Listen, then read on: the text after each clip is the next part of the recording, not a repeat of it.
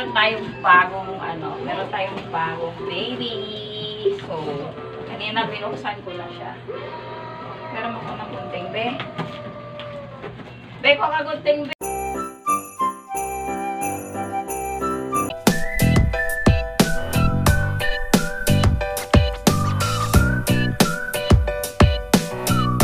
Hi guys! Good morning! Ayan. meron tayong bagong baby.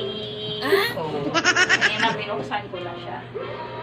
Meron ako ng gunting, be. Be, ko ka gunting, be. Ayun, be, oh. Be, ko ka gunting. Ayan, be, lamesa, be. Ayan, be, sa lamesa. Kinain mo tali. Mama, may nagpapakanan ng ako. Wow, ganda.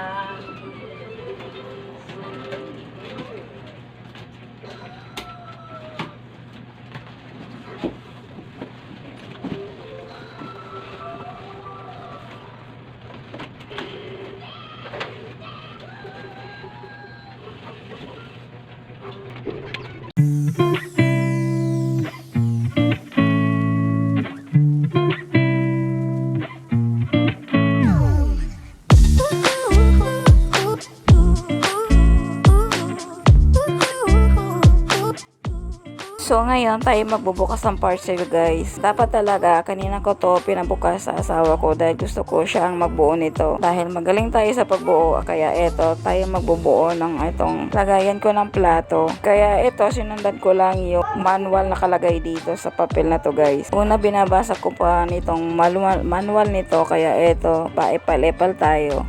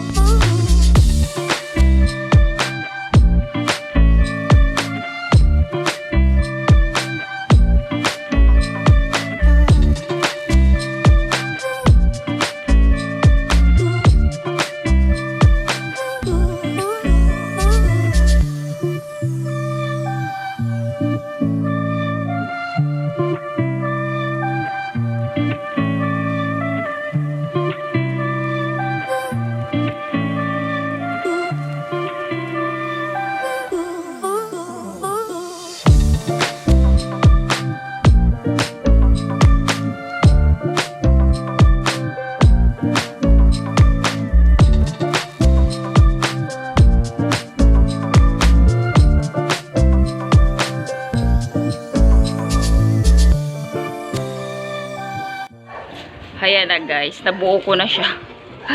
Oh, diba? Sa wakas nabubuo ko rin. Ayan. Tsaka ganyan yan siya guys. Charan! Oh, diba, te?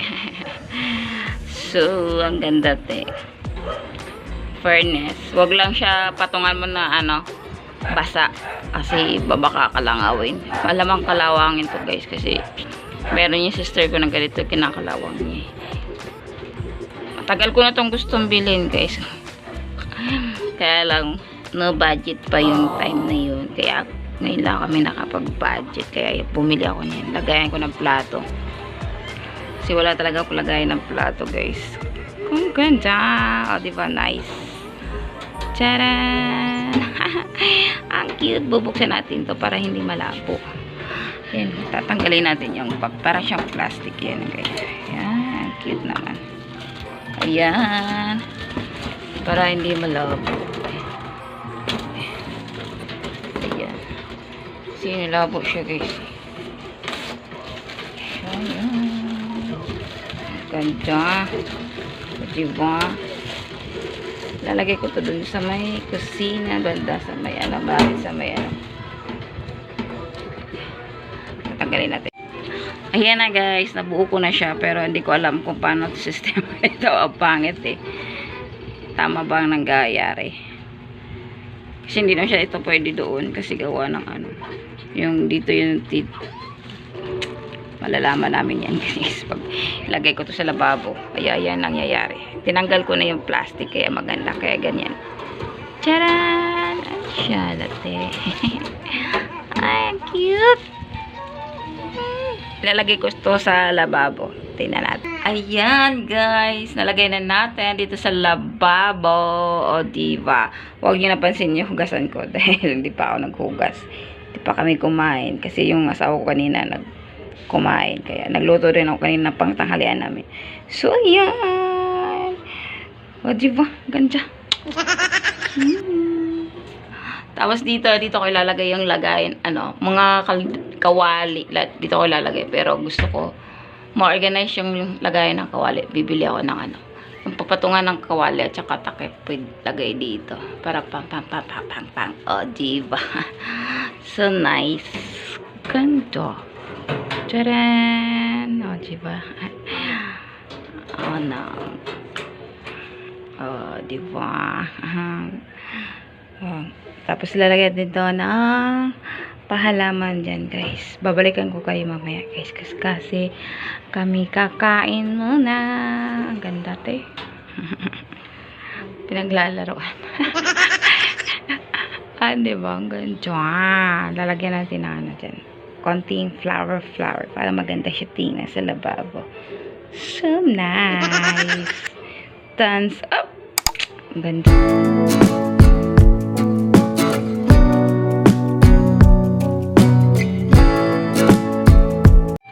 Ayan na guys. Nalagay ko na yung ibang plato. Tapos naglagay na ako ng pahalaman effect dyan guys. Tapos yung dati kong patuluan ng plato. Nilagay ko na lang dyan para lagyan ng mga kawali. Tapos ayun. Naglagay ako dito na. Nilagay ko na yung plato dito guys. Ayan. Tapos ayan na. Oh, diba? Nice naman. Okay naman siya, guys. Not bad. Oh, diba? Kailangan may space yung kusina ko. Maliit siya. Hindi siya makakakuha ng gaanong angle. Oh, diba? Ganda, te. Okay naman siya dito sa lababo. Tsaka maganda naman siya tingnan. Nice. Tomorrow.